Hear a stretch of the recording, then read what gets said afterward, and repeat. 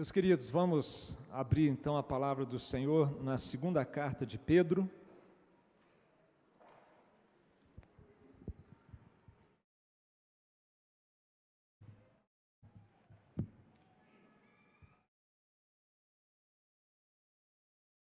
Segunda carta de Pedro, nos 2 primeiros versículos. Já oramos, pedimos a direção do Espírito Santo e juntos vamos fazer então essa leitura de 2 Pedro, capítulo 1, versos 1 e 2. Leiamos. Pedro, todos juntos. Pedro, apóstolo de Jesus Cristo, aos eleitos, perdão, irmãos, eu estou na primeira. Estou atrasado, né? Bem que eu vi que vocês ficaram quietinhos, vocês não são disso aí. Simão Pedro, né? Então vamos lá, agora sim. Simão Pedro, servo e apóstolo de Jesus Cristo, aos que conosco obtiveram fé igualmente preciosa na justiça do nosso Deus e Salvador Jesus Cristo. Graça e paz vos sejam multiplicadas no pleno conhecimento de Deus e de Jesus, nosso Senhor.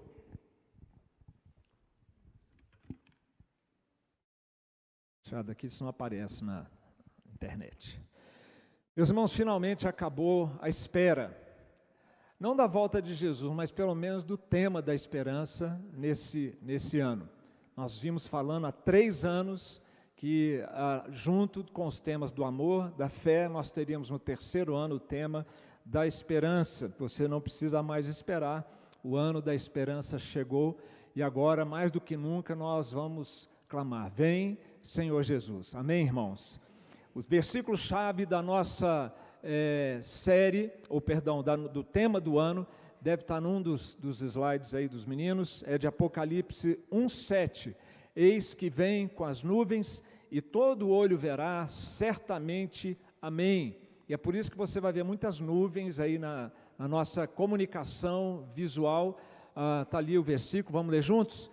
Eis que vem com as nuvens e todo olho o verá, certamente, amém. Nas pregações dominicais nossas, portanto, nos cultos vespertinos, nós vamos expor agora a segunda carta de Pedro, de agora até por volta ali de setembro, outubro, e com base nesta carta nós vamos desenvolver esta série então de pregações com os pastores da igreja, até cobrirmos os 3 capítulos desta carta. Vem, Senhor Jesus, é o tema da nossa série. Um parênteses aqui importante. Você está vendo como que é importante você vir de manhã e de noite? Se você vem só de manhã, você não vai ter a exposição da série de 2 Pedro, onde a gente procura alimentar você com alimento sólido da palavra de Deus. Se você vem só à noite pela série, você perde as classes de escola dominical. Eu queria pedir perdão aos irmãos por hoje de manhã. Vários irmãos reclamando na nossa Expo EBD, porque eles queriam poder fazer todos os cursos, só pode fazer 4 no ano, sinto muito, não tem jeito. Mas lembre que em julho tem as aulas magnas, que tem uma aula, um aulão de cada curso, aí você vai poder conhecer outros cursos, e a gente sempre repete 2 no ano seguinte dos cursos mais solicitados. É o que dá para fazer, né? E que bom que os irmãos queriam e gostariam de fazer todos os temas que são tão abençoantes. Então, gente, é de manhã e de noite, aproveite a oportunidade. Tem lugar no Brasil que não dá para ir de noite, é perigoso, não é o nosso caso aqui. Tem lugar que de manhã não funciona, né? Pessoal praiano aí, alguns lugares aí prefere a praia de manhã, que nós não temos praia nesse nível, né?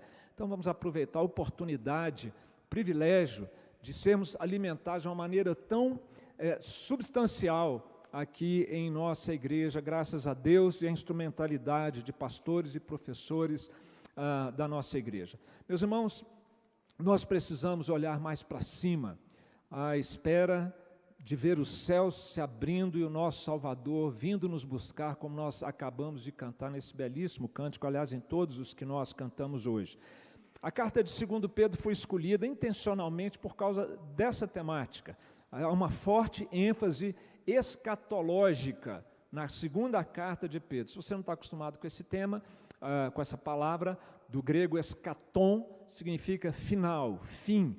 Então, escatologia é o estudo do fim, daquilo que o fim da história reserva para nós, segundo a revelação da Bíblia Sagrada.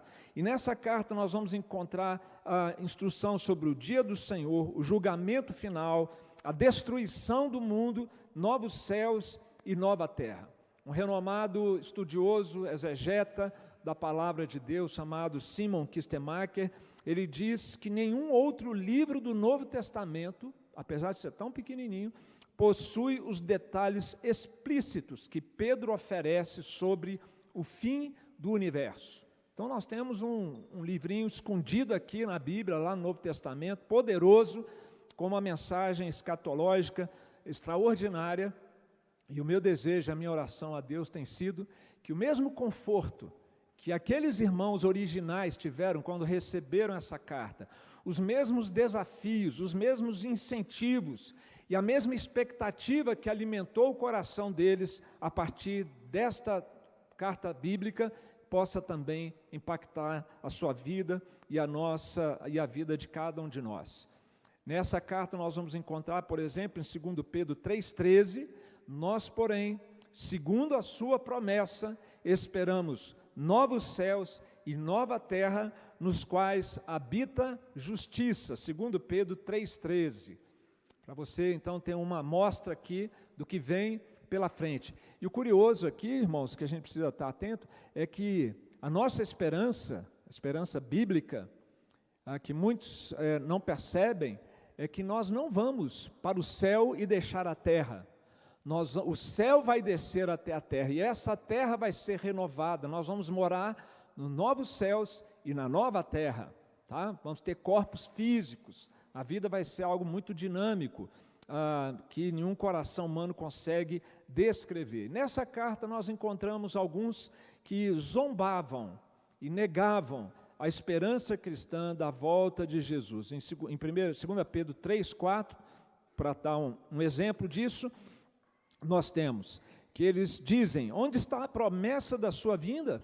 Porque desde que os pais dormiram, todas as coisas permanecem como desde o princípio da criação.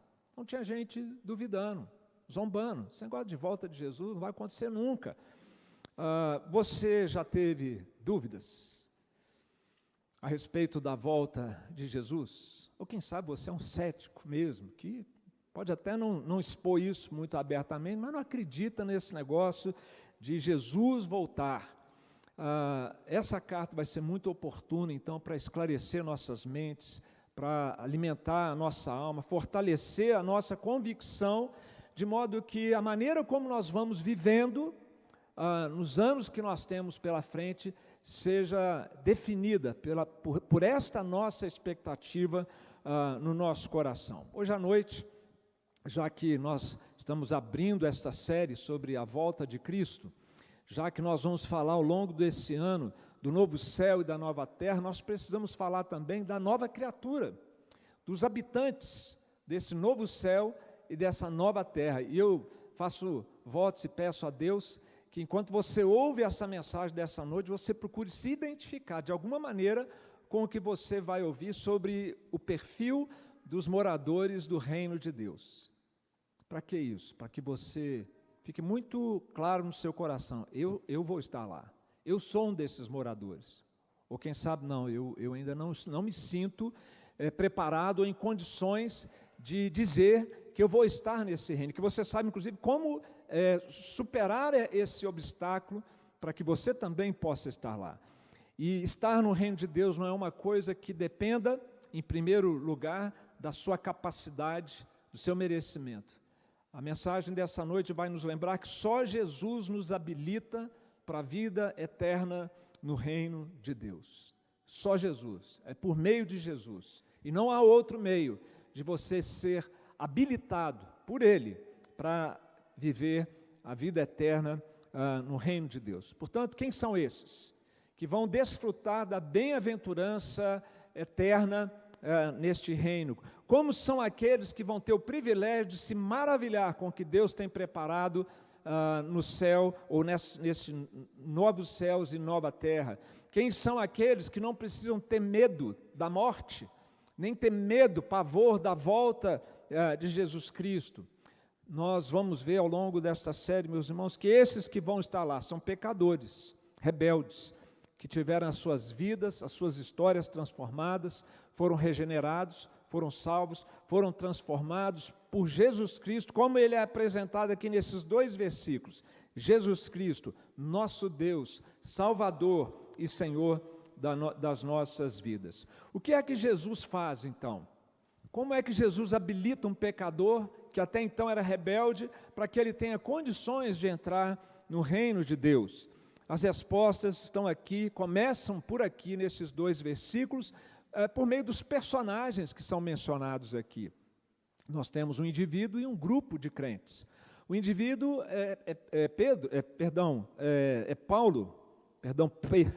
Simão Pedro, como remetente. Esse é um indivíduo. E o grupo de pessoas que ele está se dirigindo são crentes que vivem na Ásia, são os destinatários dessa carta. O que deles é dito, do remetente e dos destinatários, vai nos permitir traçar o perfil celestial dos moradores do reino de Deus. Vamos começar então. A primeira característica deste perfil que Jesus faz em nós, a primeira mudança, a primeira transformação que Jesus precisa fazer para que alguém possa ir para o reino de Deus, primeira na ordem aqui, não necessariamente na ordem dos fatos, mas na ordem do texto bíblico, é que Jesus nos torna úteis ministerialmente. Simão Pedro, servo e apóstolo de Jesus Cristo. É isso que é dito de Pedro.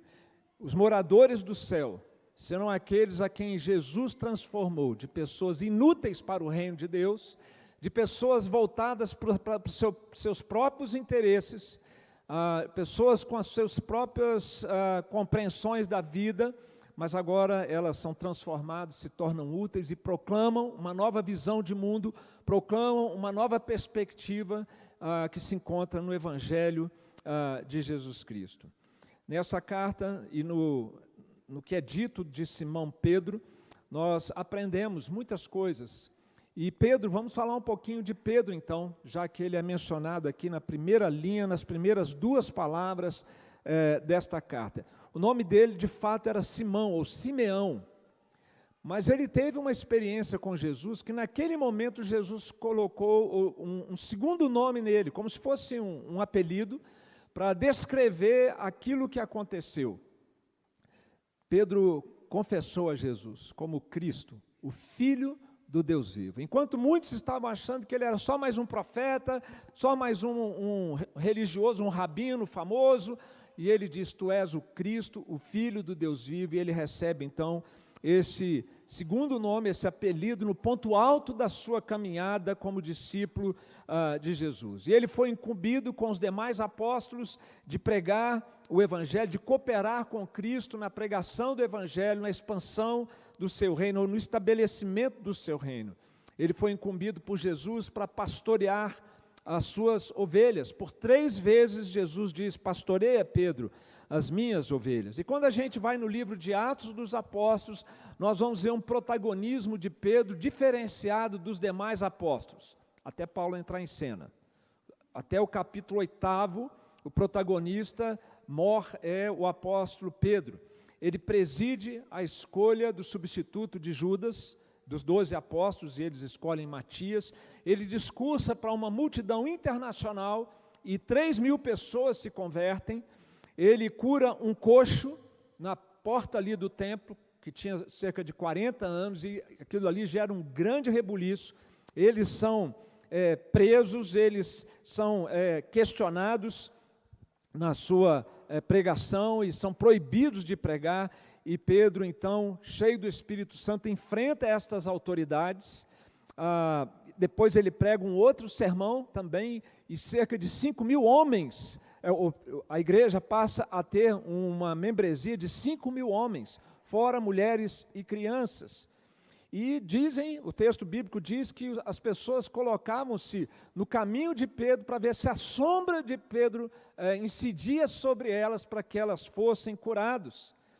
Muito mais poderíamos falar de Pedro. Há outros episódios envolvendo o ministério e o trabalho do apóstolo Pedro, por isso é muito apropriado o que está dito aqui dele. Pedro, Simão Pedro, servo e apóstolo de Jesus Cristo. Alguém que tinha Cristo como Senhor e alguém que pregava o Evangelho aonde Deus o enviava.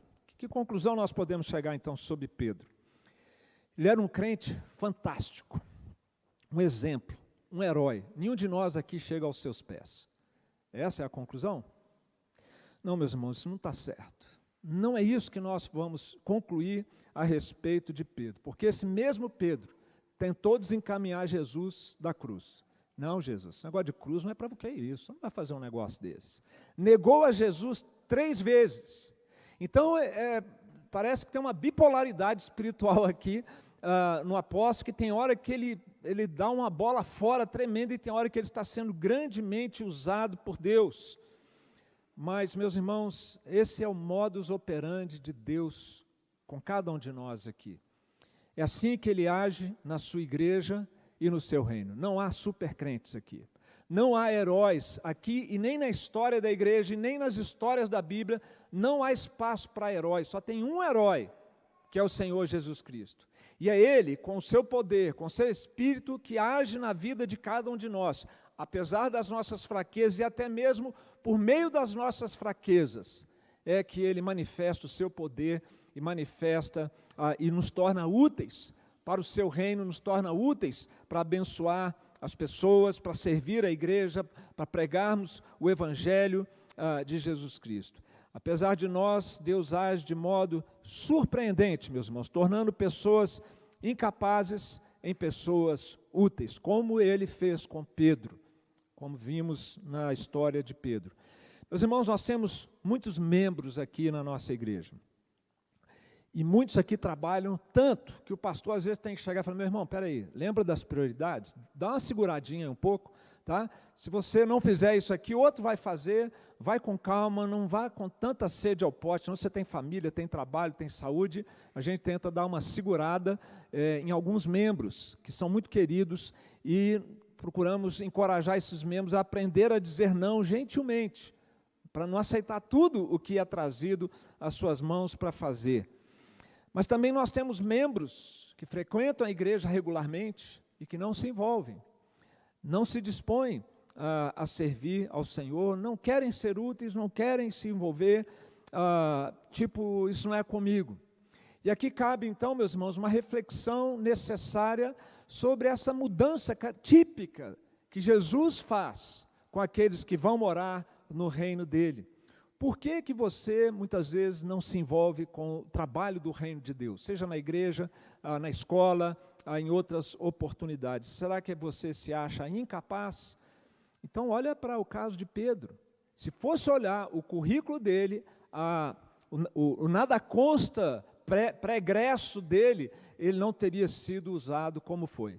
Mas é porque o Senhor agiu na fraqueza de Pedro. Pedro foi ensinado a depender de Deus e do Espírito Santo de Deus para fazer o que ele fez. Na verdade, meus irmãos, nós temos que ter uma ousadia de participar do que eu chamaria de uma aventura de fé.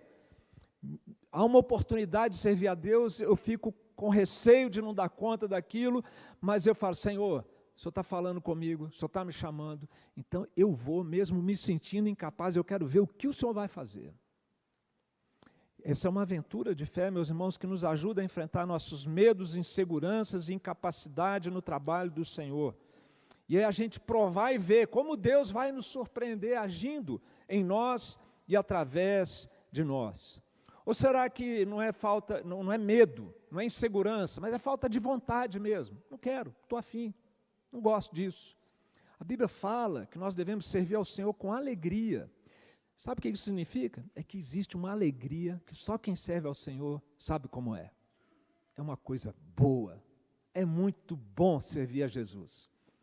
Mas quem não tem vontade, ainda não experimentou dessa alegria, porque senão ia querer mais dela. E acabar sendo desse tipo de crente que a gente fala, calma, a alegria é bom e tal, mas tem que segurar um pouquinho aí, né? Olha, você pode ser um presbiteriano, membro dessa igreja há muitos anos, mas se você não tem prazer, alegria em servir ao Senhor, você precisa refletir. Você já nasceu de novo? Você já é uma nova criatura, porque quem nasceu de novo e tem o Espírito Santo, quer fazer algo pelo reino de Deus. Vimos o texto bíblico que o presbítero Fred leu aqui de Davi. Não, eu não quero fazer coisas para Deus que não me custe nada. Eu faço isso com alegria. Vai custar, mas mesmo assim eu quero. É um prazer servir a Deus e cooperar com o reino de Deus. Os regenerados têm prazer em servir a Deus, têm prazer em compartilhar do amor de Deus. Uma vez que você foi feito uma nova criatura, então continue se santificando, se disponha para ser um crente ativo, frutífero, e é assim que você vai entrar no reino de Deus, e chegando lá ainda vai receber um galardão imerecido, não é porque a gente fez que passou a merecer. Nós nunca vamos merecer nada de Deus, mas Ele prometeu que aqueles que o servem ainda receberão um galardão. A primeira marca que nós encontramos aqui nesse perfil celestial que Jesus faz na vida de um pecador rebelde é torná-lo útil ao seu reino. Eu espero que você esteja entendendo e se alegrando em já estar servindo a Deus, ou reconsiderando o fato de estar se poupando e se preservando do serviço do Senhor. Mas há uma segunda marca no perfil celestial muito importante, e se o texto bíblico tivesse invertido aqui, ela deveria vir em primeiro lugar. Jesus nos torna redimidos, legalmente redimidos diante de Deus. E aqui nós encontramos isso no grupo a quem Simão Pedro se dirige, o apóstolo, aos que conosco, no verso 1 ainda, aos que conosco, se puder projetar o texto, ajuda, aos que conosco obtiveram fé igualmente preciosa na justiça do nosso Deus e Salvador, Senhor Jesus Cristo. Meus irmãos, aqui está falando da justiça de Deus e de Cristo. Nós somos redimidos por Deus e por Jesus Cristo. É isso que o texto está dizendo. Tanto que fala de Jesus como nosso Salvador. Esses crentes a quem Pedro se dirige receberam duas coisas: a fé e a justificação dos seus pecados. Fé preciosa, porque é por meio desta fé que nós passamos a entender o que Cristo fez, por que Ele morreu na cruz, por que Ele veio, por que Ele morreu, por que Ele ressuscitou, e que isso tem a ver comigo, para o meu benefício pessoal, para a salvação eterna da minha pessoa, corpo e alma. E quando a gente passa a ter essa percepção e a gente se sensibiliza, é porque nós já recebemos o dom da fé, porque sem esse dom nós não acreditaríamos nisso. Não está no ser humano a capacidade de crer no Evangelho, não está no ser humano a capacidade de aceitar o plano redentor de Deus, porque instintivamente nós queremos fazer algo para Deus, para ver se Deus se torna favorável a nós. E o Evangelho diz que Cristo fez aquilo que nós não poderíamos fazer por nós mesmos. A fé é um dom de Deus, meus irmãos. A fé que confia em Cristo para ser perdoado, ou usando um termo técnico, jurídico, bíblico, para ser justificado. A fé que descansa na obra de Jesus para ser reconciliado com o Pai. A fé em Jesus, a fé na sua bondosa paciência com pecadores como eu e você, por quem Ele deu o seu sangue, a sua vida para nos comprar para Deus. Deus e Salvador é Jesus Cristo, meus irmãos, salvos da ira de Deus. É isso o que o texto bíblico aqui está nos dizendo. Você já deve ter ouvido várias vezes a história de Lutero, como se deu a conversão de Lutero. Lutero estava na bronca com Deus, porque ele era uma pessoa consciente dos seus pecados, e ele era um monge, procurava se autoflagelar, se penitenciar por causa dos seus pecados. E por mais que ele ficasse lá fechado no claustro, jejuando, orando, lendo a Bíblia, fazendo 1000 coisas, ele continuava sentindo-se culpado diante de Deus. E ele lia lá em Romanos 1,17, que a justiça de Deus se revela no Evangelho de fé em fé, ele ficava bravo com Deus, porque ele fala, eu já me sinto culpado o tempo todo, e até no Evangelho eu encontro a justiça de Deus, até no Evangelho eu encontro Deus me dizendo, você é um pecador, você merece a condenação. Então isso para ele era o fim, ou seja, ele estava concluindo que não tinha remédio para ele. Mas aí o Espírito Santo foi agindo no seu coração por meio da palavra, e ele foi entendendo então, principalmente o finalzinho do texto, de fé em fé. A justiça de Deus aqui não é Deus dizendo, você está condenado, mas é Deus dizendo, meu filho, satisfez a minha justiça por você. Essa é a mensagem do Evangelho. O Filho pagou por nós. A justiça de Deus foi feita.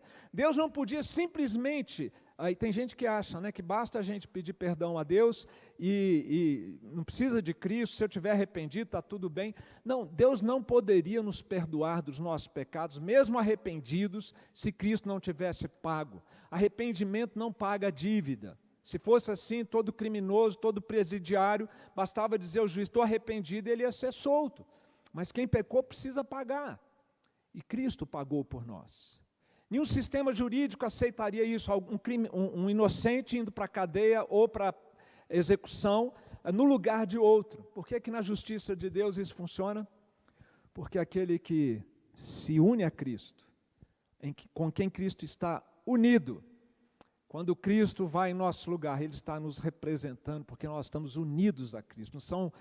Não são duas pessoas que não têm nenhuma relação uma com a outra, mas devido à nossa união com Cristo, a substituição de Cristo em nosso favor, ela é aceita diante de Deus. Meus irmãos, tudo isso mais um pouco está aqui nessa pequena frase, nessa experiência daqueles destinatários da carta. Aos que conosco obtiveram fé, igualmente preciosa, é por meio desta fé, na justiça do nosso Deus e Salvador, é por meio desta fé que esta justiça de Deus nos é concedida. Ninguém vai entrar no reino de Deus, não haverá nenhum cidadão no reino de Deus que não tenha sido redimido, e os que não forem, aqueles que não colocarem a sua fé na pessoa de Jesus Cristo, não poderão entrar no reino de Deus. Jesus disse isso para Nicodemos, em outras palavras, quando ele disse, Nicodemos, você precisa nascer de novo, porque se você não nascer de novo, você não poderá ver, não poderá entrar no reino de Deus. Essa é a justiça de Deus e de Cristo, que o dom da fé nos alcança, nos permite alcançar. Irmãos, eu peço licença para repetir mais uma vez uma citação de John Owen, maravilhosa, o príncipe dos puritanos, um dos que apareceu aqui na galeria de pastores do reverendo Sebastião hoje de manhã. Teve gente que lembrou da galeria lá de baixo, estava parecido o formato, né, gente? Porque o nível ali era outro, né? Mas John Owen é considerado o príncipe dos pregadores. Ele fala da grande descoberta, que é esta experiência da justificação dos pecados por meio da fé, quando então somos adotados na família de Deus. Olha que extraordinário. Deus Pai é a grande descoberta do Evangelho. Deus Pai é a grande descoberta do Evangelho. Fora de Cristo, só conhecemos a Deus como cheio de ira, justa ira. Sem Cristo, não podemos ter confiança certa do amor de Deus. Fora de Cristo, só existe juízo e ira. Nosso coração está fechado ao Pai, porque achamos que o seu coração está fechado para nós. Se nós apenas contemplássemos claramente este amor do Pai, nossas almas não suportariam estar ausentes deste amor, uma hora sequer. É isso, meus irmãos, que a justiça de Deus nos proporciona, um Pai no céu. E é para lá que estão indo aqueles que foram redimidos pelo Senhor. Você já fez essa grande descoberta também? Não vale ter aquela mentalidade brasileira, Deus é Pai, no final vai dar tudo certo. Engano total. Como vimos John Owen aqui na sua época pregando, aqueles que não estão em Cristo podem se iludir com essa coisa de que Deus é Pai, mas para eles Deus é ira, Porque a Bíblia diz que se nós não colocarmos a nossa confiança em Cristo, sobre nós permanece a ira de Deus. O seu relacionamento com Deus tem sido baseado em quê? Culpa ou graça? Culpa para aqueles que ainda não se reconciliaram com Deus, graça para aqueles que entendem que, embora imerecedores, por meio de Cristo, agora têm acesso ao Pai, Pai nosso que está nos céus. Você tem medo de Deus? Você tem desconfiança de Deus? Amargura contra Deus? Muita gente vive dessa maneira. O ativismo de muitos, até na igreja, presta atenção nisso. Porque se por um lado tem aqueles que não querem servir, por outro lado tem aqueles que querem servir e servem tanto porque estão em busca de uma aceitação da parte de Deus. Todo mundo que trabalha na igreja, todos os líderes, os pastores inclusive, os presbíteros, os diáconos e demais líderes e membros atuantes na igreja têm que passar por essa reflexão. Por que eu estou trabalhando? Por que eu estou servindo? Eu estou querendo ganhar pontos com Deus? Estou querendo de alguma maneira compensar alguma culpa? Ou você faz isso porque você se vê contemplado pelo amor de Deus e então é natural você querer servir ao Senhor? Você tem, se você já fez essa grande descoberta, você tem sofrido de ansiedade com os desafios dessa nossa vida, na luta de cada dia, e às vezes você não tem conseguido descansar e ver Deus aliviando o seu fardo. Se você já fez essa grande descoberta, olha, faça isso então. Quando a barra estiver pesada, quando a ansiedade estiver batendo, quando você tiver um desafio muito grande, lembra do que Jesus falou, vinde a mim e eu vos aliviarei. Fale com o Senhor, Senhor, isso aqui é muito difícil para mim, isso aqui é pesado, alivia o meu fardo, Senhor, senão eu não vou dar conta. Por isso que nós temos um Pai no céu. Podemos, por causa disso, contar com o Senhor. Você tem contado com a bondade de Deus no seu dia a dia? Agora, preste atenção, porque se você ainda não nasceu de novo, esse relacionamento filial com o Pai no céu não vai acontecer. Ele não existe. Deus não trata a todos como filhos. Trata a todos como criaturas, mas como filhos são aqueles que já foram redimidos, que entregaram a sua vida a Jesus. Não quer dizer que Deus não vai te abençoar, até que Ele não esteja te abençoando. A Bíblia diz que Deus manda sol e chuva sobre filhos e não filhos, mas é o que nós chamamos da graça comum de Deus, a graça especialíssima do Pai, é para os filhos, aqueles que foram redimidos por Jesus Cristo.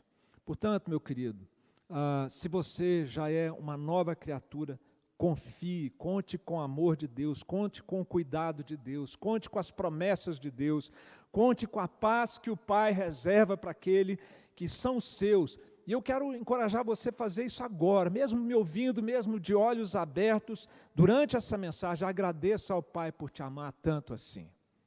Agradeça ao Pai, peça a Ele que te ajude a fazer prova da bondade dEle no seu dia a dia. E se tem algo em especial que está apertando o seu coração, agora aí mesmo, aquela oração relâmpago para o Senhor, fala, o Senhor é meu Pai, eu fui redimido, eu fui adotado, Pai, eu coloco isso nas suas mãos, me ajude e me ajude a descansar no Senhor.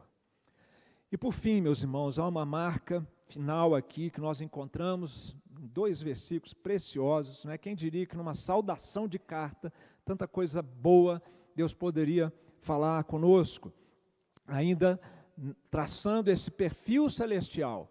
Mais uma coisa que Jesus faz para nos habilitar para viver no reino dele, Ele nos faz amigos abençoados de Deus. Verso 2, graça e paz vos sejam multiplicadas no pleno conhecimento de Deus e de Jesus nosso Senhor. Somente os amigos de Deus e de Jesus, aqueles que foram redimidos, nosso Senhor, desfrutam de graça e de paz. É o que está dito ali. Graça e paz, meus irmãos, são 2 lados da mesma moeda da experiência cristã nossa como discípulos de Jesus. A graça é o favor bondoso de Deus. Você ouve isso há muitos anos, que é o favor imerecido de Deus. Mas, gente, é a bondade de Deus se movimentando em nossa direção. É a graça que salva e é a graça que nos acompanha, que nos ajuda em nosso dia a dia. É o favor bondoso de Deus, e quando esse favor, ele nos alcança, quando a gente percebe que a bondade de Deus está nos cercando, está nos guiando, está nos conduzindo, independente das circunstâncias, nós temos paz, serenidade, ficamos bem conosco mesmos, graça e paz. Quem experimenta da bondade de Deus, nos desafios da vida, tem paz. E, meus irmãos, como isso tem sido necessário nos nossos dias, não é verdade? Num mundo como o nosso, de tanta ansiedade, que bem valioso é a paz de Cristo no nosso coração. Crises de ansiedade, crises de pânico, conflitos relacionais, brigas, divórcios, guerras e rumores de guerras. Quantos corações estão dilacerados no nosso mundo, um mundo que é marcado por pecado e miséria. Quanta gente numa busca alucinada por cura, para aliviar toda a dor da sua alma, toda a ansiedade do seu coração, uma vez que nós vivemos num mundo caído, amaldiçoado por Deus. Sim, há motivos para a falta de paz. Sim, há motivos para ansiedade, para depressão, para desespero. Esse mundo é o que ele nos oferece. E muitos estão buscando essa paz almejada em recursos próprios, em recursos humanos e até em medicina. E há lugar e há momentos para a medicina, mas a medicina não é fonte de paz. Ela pode ajudar no momento de crise a dar uma equilibrada na pessoa que está ali aflita, mas a paz é uma só, e numa fonte só. E essa fonte é o Senhor Jesus Cristo. Você já ouviu falar dessa paz? Não andeis ansiosos de coisa alguma. Em tudo, porém, sejam conhecidas diante de Deus as vossas petições, pela oração, pela súplica, com ações de graça. Ansiedade extrema, ela vai ser curada definitivamente na presença de Deus. E a paz de Deus, que excede todo entendimento, guardará o vosso coração e a vossa mente em Cristo Jesus. Essa é a paz, e esta é a fonte da paz que nós tanto precisamos. Você tem precisado dessa paz? Claro que sim, todos nós precisamos da paz de Jesus. E você já encontrou essa fonte de paz, já encontrou esta paz de Cristo? E se você já encontrou, gostaria de aprofundar a sua experiência com a graça de Deus, com a bondade de Deus e com a paz de Deus? É isto que o apóstolo está desejando em espírito de oração aqui para os seus irmãos. Graça e paz vos sejam multiplicados. Como é que você multiplica uma coisa subjetiva como essa? Né? Como é que você multiplica uma experiência subjetiva da vida? O texto bíblico nos dá a resposta: no pleno conhecimento de Deus e de Jesus, nosso Senhor. Quanto mais nós conhecemos a Jesus, mesmo o crente, viu, gente? O crente que já foi salvo, que conhece a Cristo, ele não pode estacionar, porque o nosso conhecimento de Cristo é algo progressivo e infinito. A Bíblia diz em 1 João que a vida eterna é esta, que te conheçam a ti e a teu Filho Jesus Cristo, a quem tu enviaste. Nós vamos passar a vida eterna conhecendo esse Deus infinito. Conhecer a Deus, meus irmãos, é aprofundar a amizade e o relacionamento com Jesus, com o Pai, com o Espírito Santo. Você tem ouvido aqui desse púlpito inúmeras vezes a gente dizer que conhecimento na Bíblia não é simplesmente uma habilidade de aprender um conceito, de recitar fatos, mas é uma experiência que promove comunhão. Conhecer este conhecimento pleno que Pedro está falando aqui, que nos permite experimentar mais da bondade de Deus, da sua graça e da sua paz, é um crescimento que nos aproxima, que nos dá cada vez uma intimidade maior com o nosso Deus. Isso é revolucionário, viu, irmãos? Precisa parar, pensar, ruminar essa verdade, o quanto a intimidade com Cristo, ela é revolucionária, para multiplicar na nossa experiência de vida a graça e a paz do Senhor. E é Jesus quem faz isso nas nossas vidas. Eu queria que você me permita aqui te dar um conselho pastoral, um incentivo pastoral para a sua vida de oração. Quando você estiver orando, e se você não tem orado também, mais do que enxergar a oração como um momento de pedir coisas para Deus, seja para você ou por outros, faça do motivo número 1 das suas orações. Senhor, eu quero conhecer mais a Jesus. Eu estou aqui nesse momento de culto, numa sala de escola dominical, na leitura devocional da Bíblia em casa, no momento de oração. Senhor, o que eu mais desejo é crescer na graça e no conhecimento do Senhor Jesus Cristo, como está dito no último versículo da 2ª carta de Pedro. Eu quero sim conhecer a Bíblia, eu quero sim conhecer a teologia reformada, mas o que eu almejo, que isso seja um meio para eu conhecer melhor ao meu Jesus, ao meu Senhor Jesus, e ter com Ele uma maior intimidade, a ponto de percebê-lo em mim, de percebê-lo comigo, de percebê-lo na minha vida, e de amá-lo cada vez mais e de amá-lo cada vez melhor. Que esse seja o nosso grande objetivo diário, meus irmãos, de viver 24 horas por dia, conectado com Jesus, em intimidade com Jesus, porque quanto mais nós tivermos essa experiência, mais graça e paz nos serão multiplicadas. Amém, irmãos? Eu quero concluir.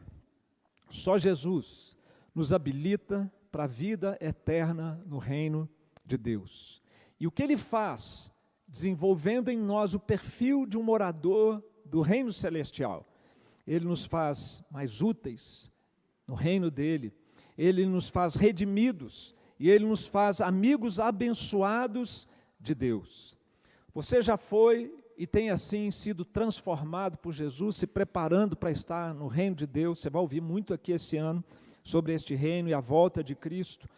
Você tem então esperado a volta de Jesus e se preparado para o reino de Deus. Em 2021, 2 cientistas, Dr.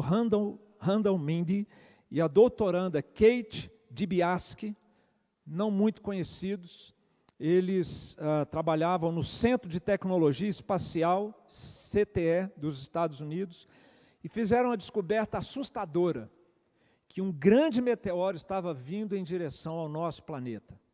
E esse meteoro tinha o potencial para destruir o nosso planeta e a vida humana. Então, o que eles fizeram? Passaram a alertar as autoridades para que providências fossem tomadas e a catástrofe tentassem, pelo menos, evitar ou minimizar. O problema maior até do que o meteoro ou esse cometa destruidor é que a nossa sociedade, nos nossos dias, decidiu que não existe verdade absoluta, que a verdade é relativa, e que as coisas nem sempre são assim, preto no branco, e lá se vão, então, os terráqueos agora, mais uma vez, ter que enfrentar negacionismo, fake news, ideologias antagonistas e o cometa aproximando cada vez mais. E os 2 heróis, então, foram negligenciados pelas autoridades, pelos líderes, total desinteresse, ceticismo, até ameaças eles experimentaram. Os políticos, de olho nas eleições, colocaram o elefante na sala para debaixo do tapete, e até o público em geral, né, como a gente viu em outros momentos, devido à manipulação da mídia, da desinformação, não deram a devida atenção como se isso fosse grave. Aí, finalmente, o meteoro começou a aparecer nos céus a olho nu, em vários países. E aí, finalmente, alguém tomou a iniciativa de fazer uma campanha. E a campanha nos Estados Unidos, Just Look Up. Olha para cima, veja aí que está chegando. E a manipulação midiática e política fizeram uma contra-campanha. Don't look up. Não olhe para cima. Como se não olhar para cima, negar o perigo, pudesse salvar os negacionistas daquela tragédia. Bom, a essa altura, quem viu o filme já sabe do que eu estou falando. Ufa, já tinha gente preocupada aí, né? Quem não viu um filme, Hollywood. E o que Meryl Streep, Leonardo DiCaprio e Jennifer Lawrence representaram na tela pode muito bem se aplicar ao nosso tema. Eis que todo olho o verá, eis que vem com as nuvens, e todo olho o verá, certamente, amém. A Bíblia está repleta de alertas sobre a vinda de Jesus nas nuvens. Ele veio, morreu, ressuscitou, pagou a nossa dívida com o seu sangue, subiu aos céus e vai voltar. Mas ainda assim tem gente que nega essa realidade, que não acredita nessa realidade. E infelizmente até os que acreditam vivem como se essa realidade não fosse nos alcançar, para o bem ou para o mal, dependendo da relação pessoal de cada um com o Senhor Jesus Cristo.